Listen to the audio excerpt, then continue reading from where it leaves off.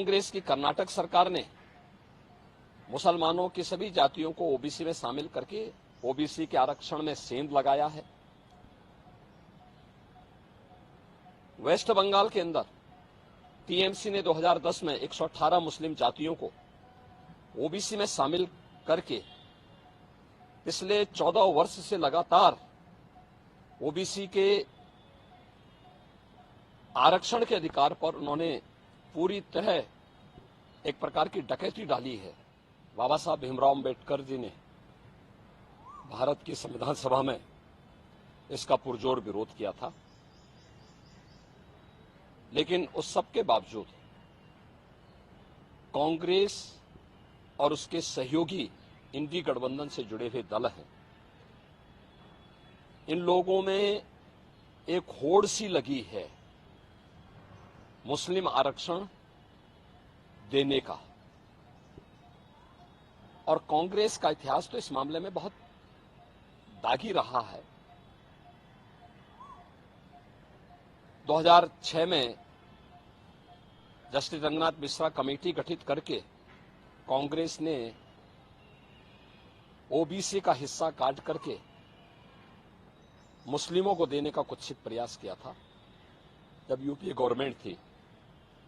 ऐसे ही कांग्रेस ने जस्टिस राजेंद्र सच्चर की अध्यक्षता में कमेटी बना करके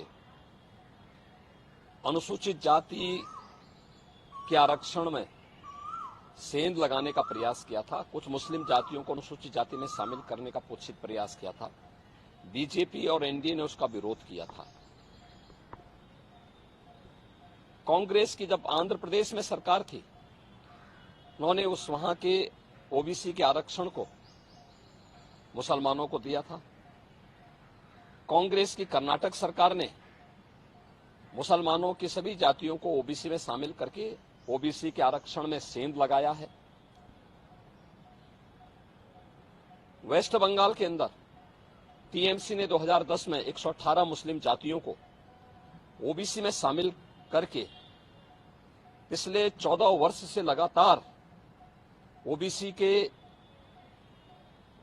आरक्षण के अधिकार पर उन्होंने पूरी तरह एक प्रकार की डकैती डाली है।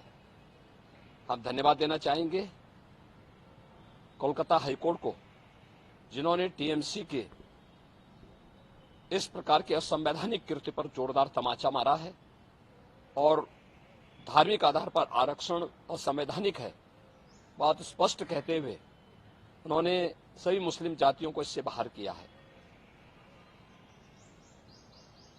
इसी प्रकार से बिहार के अंदर लालू जी पहले ही बोल चुके हैं कि मुसलमानों को, सभी मुसलमानों को आरक्षण मिलना चाहिए। इसका मतलब आरक्षण कहां से मिलेगा? ये आरक्षण यही ओबीसी और एससी एसटी का आरक्षण में से ये बांट करके मुसलमानों को देना चाहते हैं। और समाजवादी पार्टी तो अपने जन्मजात हिंदू विरोध, अनुसूचित जाति, जनजाति और पिछड़ी जाति के विरोध का नाम ही इन्होंने बना दिया, उसका पर्याय ही बना दिया है।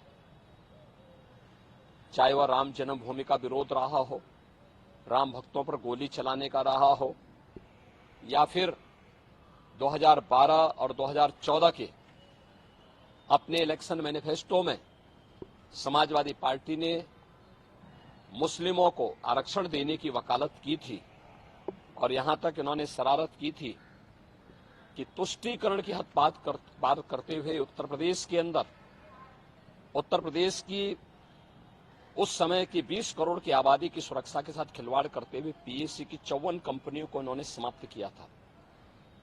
और उस समय इन्होंने पीएससी की भर्ती जो निकाली थी उसमें इन्होंने प्रयास किया था कि 15% मुस्लिम आरक्षण हो। माननीय न्यायालय को हस्तक्षेप करना पड़ा था। ये जो होड़ है एक खतरनाक होड़ है। बाबा साहब भीमराव अम्बेडकर ने विरोध किया था इसका, मुस्लिम आरक्षण का, क्योंकि देश धर्म के आधार पर विभाजित हुआ था और उन्होंने कहा था कि धर्म के आधार पर कोई भी आरक्षण देश के अंदर नहीं होना चाहिए। अनुसूचित जाति जनजाति को आरक्षण भारत के संविधान के द्वारा दिया गया है मंडल कमीशन की सिफारिशों के आधार पर ओबीसी को आरक्षण का लाभ दिया गया है। Bharatiya Janata party SC, ST और ओबीसी के आरक्षण को सुरक्षित रखने के लिए किसी भी प्रकार के मुस्लिम आरक्षण का विरोध करती है और दूसरा, मुस्लिम आरक्षण असंवैधानिक भी है और अगर इस प्रकार की कुप्रथा को थोपने का प्रयास होगा तो देश की अखंडता के लिए